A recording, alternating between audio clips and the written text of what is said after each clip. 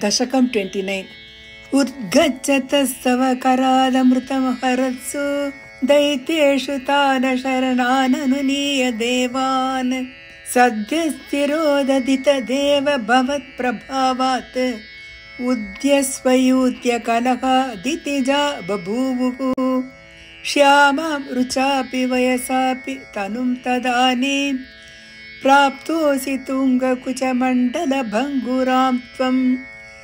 पीयूषकुम्भकलहं परिमुच्य सर्वे तृष्णाकुलाः प्रत्ययुस्वदुरोजकुम्भे का त्वं मृगाक्षि विभजस्व सुधाभिमामिते आरूढरागविवशानभियाचतो मून् विश्वस्य ते मयि कथं कुलटास्मि दैत्या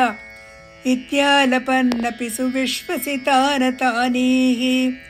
मोदादात् सुधा कलशमेषु ददत्सु सात्वं दुश्चेष्टितं मम सगध्वमिति ब्रुवाण पङ्क्तिप्रभेदविनिवेशितदेव दैत्या लीलाविलासगतिभिः समदाः सुधां ताम्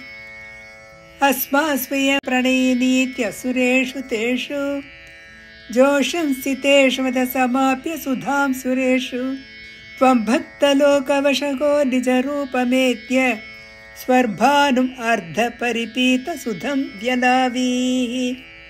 त्वत्तः सुधाकरणयोग्यफलं परम्परेषु दत्त्वा गते त्वयि सुरैः खलु ते व्यगृह्णन् घोरेतमूर्छतिरणे बलिदैत्यमाया व्यामोहिते सुरगणे त्वमिहा विरासीः त्वं कालनेमिमतमालिमुखान् जगन्त शक्रो जघान बलिजम्भबलान् सपाकान् शुष्कार्द्रदुष्करवधे नमचौचलूने पेनेन नारदगिरान्यतृणो रणं त्वं योषावपुर्दनुजमोगनम् आहितं ते श्रुत्वा विलोकनकुतूहलवान् महेशः भूतैः समं गिरिजया च गतः पदं ते सुत्वा ब्रवीत् अभिमतं त्वमतो तिरोधाः